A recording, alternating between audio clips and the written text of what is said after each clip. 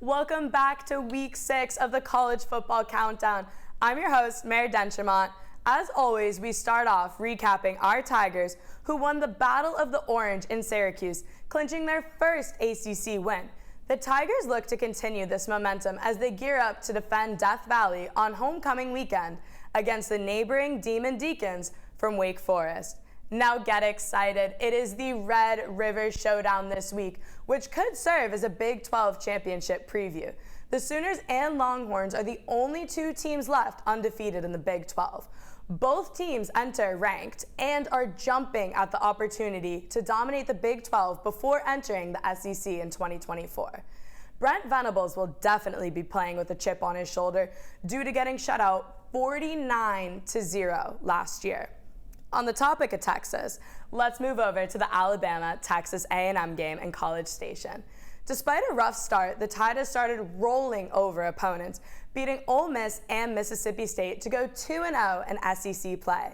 That being said, Texas A&M humbled the Tide in 2021 with a walk-off field goal victory, followed by a close 24-20 victory for the Tide last season.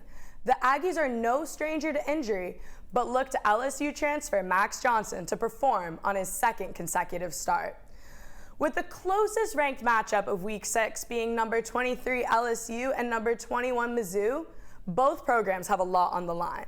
Mizzou is on fire as they beat former Big 12 champion Kansas State in Week 3.